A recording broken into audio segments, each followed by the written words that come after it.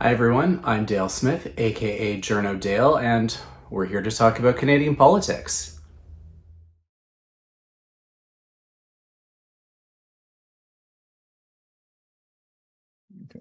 All right, I'm here with Professor Stephen Gordon from Université Laval, and we're going to talk about the Bank of Canada's big 100 basis point rate hike this week, which was a little more than most people were expecting, but there is a method to the madness, as it were, and part of that has been this supposed psychological effect of this. And so if you're Stephen, you could kind of walk us through what that's supposed to mean. Yeah, one thing's about inflation and expectations is that expectations are almost self-fulfilling. If everyone believes that inflation is 2%, then everyone's going to do salary negotiations, set prices based on the idea that inflation is going to be 2%. And if everybody does that, well, inflation will be 2%. Now, the problem is, of course, if inflation starts to get higher, then that's not going to work anymore. And what we've seen is the inflation has gone up, and for a while we all thought it would be just temporary based on supply chain disruptions and various COVID public health measure related issues. And once everyone sort of figured once they went away, inflation would go away. Problem is that as these things went on, we see in like the Bank of Canada very recently published their own survey of what households and firms were expecting of an inflation. And everyone seems to think that inflation is going to be 4 or 5% for several years now. And that would start becoming an issue, because if you think inflation is going to be 4 or 5% for 3 or 4 years, you're not going to accept a cost of living adjustment of only 2%. Okay, so then once you start ingesting, everyone's start anticipating inflation rates higher than the 2%, becomes almost self-fulfilling. And that's kind of what the bank is trying to sort of reestablish in everybody's head, that yes, it's higher than 2% now, but it's going to come down, and we will do whatever we have to do to get it to come down. And this is a bit of a signal to sort of show that the bank is serious. The bank has taken a lot of flack recently for moving a bit late.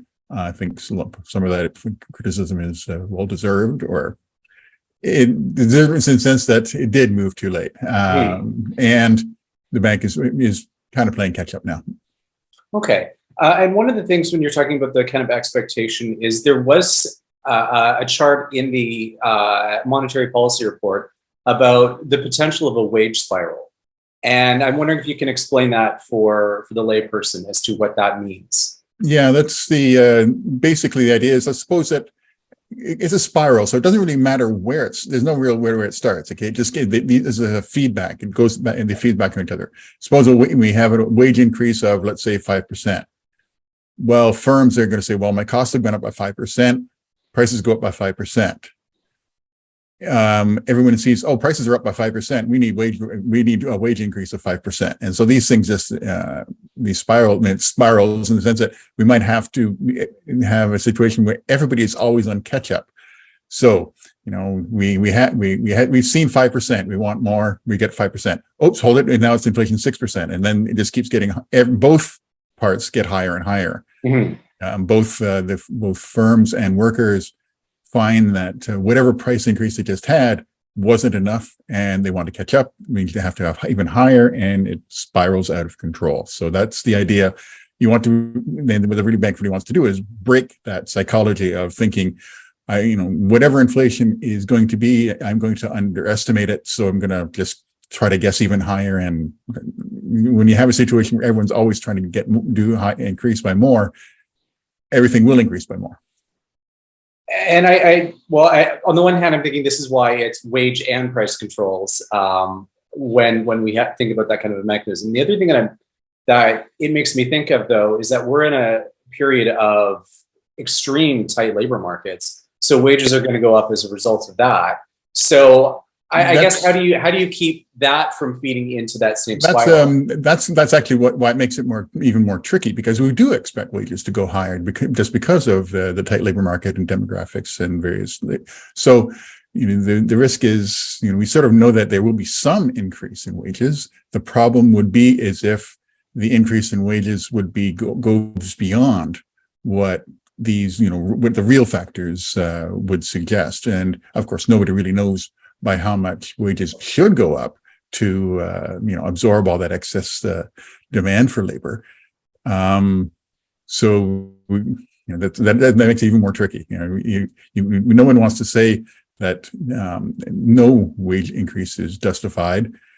Some, yes, but we don't really know how much. Okay. The other thing that this increase kind of makes me wonder about is the fact that a lot of the factors driving this inflation have been global, whether it's the world price of oil, whether it's droughts in food producing regions, whether it's the fact that we've got hundreds and possibly thousands of container ships parked off the coast of Shanghai because of COVID lockdowns. So how does this 100 basis points kind of affect those factors? Well, it doesn't, but the problem is that whatever the origins might be completely international, external. The problem is that inflation has basically metastasized beyond those sectors. We have all kinds of alternative measures of the CPI that try to strip out the effects of energy or food or the most extreme movements. And all of those measures show inflation of around 4 or 5%, which is less than the 7 point whatever is the headline, but it's still well above target. And so yes, you might say that, it's just oil or gasoline, but that means transport costs increase. Those transport costs get passed on into everything that needs to be transported. Yeah. So once you have these things, the original shock might be external, but they get propagated throughout the economy and becomes our problem. Okay. All right. The other thing I just wanted to kind of bring up is the fact that we're hearing a lot of a lot of arguments without necessarily counterfactual. The Bank of Canada did too much in 2020. They were too generous. They shouldn't have done quantitative easing, these kinds of things. One of the things that kind of gets me is when I hear certain opposition leaders decry that, the government said we'd have deflation, and isn't that kind of a good thing? But I remember seeing those numbers in the CPI chart where we were in actual deflation for a month or two. I just kind of wanted to get your take on, I guess, the lack of counterfactuals in some of these arguments. Yeah, that's at the very beginning, of course. One thing I kind of like to use as a comparison, in the Great Depression, employment fell by a little bit less than 10%, and that drop was spread over 4 years. In COVID, we had 15% decrease in employment in the space of 2 months. So the size of the shock was just off the chart. And the real risk was deflation, contraction. Nobody has money, nobody's buying anything, and the only way to sell anything is to cut the prices. And if you're cutting prices and you're losing money, then you're going to start shedding workers, and then we have people who don't have jobs, and it's yet another spiral, but it's a death spiral. Prices and incomes are falling, and we saw that during the Great Depression. That's really the only time you see deflation is during sustained, severe, prolonged economic contractions. Deflation is not a good thing. Okay. So that was the original. The original fear was that's what we'd be falling into. Now, of course, we've seen the Great Depression. We did learn a few lessons from it, and one of the lessons was, fiscal policy. You want to spend more. Yes, you can reduce interest rates, but interest rates only have a lower bound. You can only go so far. And we were pretty much there at that point. We were already there. We almost there to begin with. Yes, we did cut by whatever it takes to get down to zero, but that wasn't going to be it. So what we had to do is, fiscal policy, and that's all those income support measures were brought in to make sure that purchasing power was sustained, even though 15% of people lost their jobs in the space of 2 months. And so that move prevented the deflationary spiral. And so the fact that deflation didn't happen, that's a big win. Okay, that's actually if you're going to worry about something really bad and you take steps to avoid it, and it doesn't happen, that's not a mistake. That's the opposite of a mistake. That's a success story. I know there was always the risk of going overboard and having too much. And I mean, at the time, that was basically the lesser of two evils, because in some sense, back then I was thinking, okay, yeah, we might have inflation, but we've just been spending 10 years trying to generate inflation. We know how to reduce inflation. We just increase interest rates. We know the recipe. So like if inflation happens, we'll deal with it. Inflation has happened, and well, we're dealing with it. Yeah.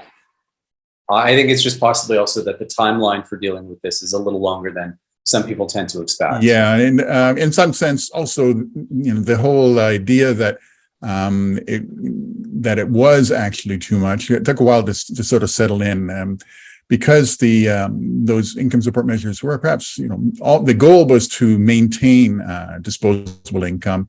Turned out disposable income increased during COVID, and just by that measure, you can just say, well, nobody knew at the time. These measures were put together at the last in great haste with minimal infrastructure available. Nobody had any idea how much things in the back end of government computer systems. Yeah, it was basically click here for free money, because they really had no other way of doing it. They would have liked to have some system that just to sort of check to see, okay, do you really need it? Okay, yes. They had no infrastructure to check to millions of people's requests for support. So yeah, there was a lot of extra money sloshing around. A lot of it got saved because couldn't spend it, and the bank's estimation was that, okay, this would be basically treated like a windfall. And what we had, there's certain literature about what people do when you win, a modest amount in the lottery. Let's say you win $10,000 in the lottery. You're not going to retire on it. But you're not going to spend all of it either. The bank's estimation, based on academic research on just this situation, people, there's studies, what do people do with this kind of money? The consensus was people will spend about 20% of it. The other 80 would be used to pay down debt or just set aside or something, not spent. And the bank figured that would be about it. And that was how they were doing their forecasting. Turned out, of course, that pent up demand is being spent. We're seeing people spending. And it took a while for the bank to recognize that, partly because also at this time were all the supply chain disruptions. So the bank saw inflation, but then it was expecting inflation. So it didn't really, they said, okay, they thought it was going to be temporary, transitory, short term, whatever, because the supply side. And it was only, towards late 2021 where it became a little bit more obvious that, okay, that consumer spending is actually a lot more than what they had expected. So that's what the bank missed. I'm reasonably generous about this. People, we're in unknown territory. Everyone was guessing. The bank guessed wrong. Other people might have guessed right. Doesn't really call into question the bank's competence. It was a judgment call made with available data, and they just made the wrong call. It happens. Yeah, I did notice actually also the NPR this quarter had a section at the back that kind of said, here's where we got things wrong. And I thought it was just kind of an interesting exercise to look at some of the assumptions that they made, particularly around things like oil prices, where they kind of assumed that their model was they're going to stay at $50 a barrel because pre-pandemic oil was kind of not doing well. There was such a huge supply glut on the market that the prices were low, so they kind of assumed, well, it'll just stay that way, and then things didn't work out that way. It's really hard to get on the bank's case for not predicting the effects of Russia's invasion of Ukraine. Yeah. Part of that unpacking of the forecast errors, there was a domestic element. I think largely focused on housing, it wasn't entirely external shocks, but part of a lot of it was, most of it was. But the one part they did miss was the the domestic source of income. Yeah, because people couldn't travel and go to restaurants, they bought second properties instead. Yeah, and or just they had their bathrooms redone or something. Yeah. All right. Well, thanks for walking us through this. It's I think it's going to help our understanding about how these things thinking behind them. So thanks so much. Okay, my pleasure. All right. Talk soon. Bye. And that's everything for this week. Join us again next week for some more Canadian politics. I'm Dale Smith. That's at journo_Dale on Twitter. And don't forget to like the video, share, subscribe, and support us on Patreon. Thanks, everyone.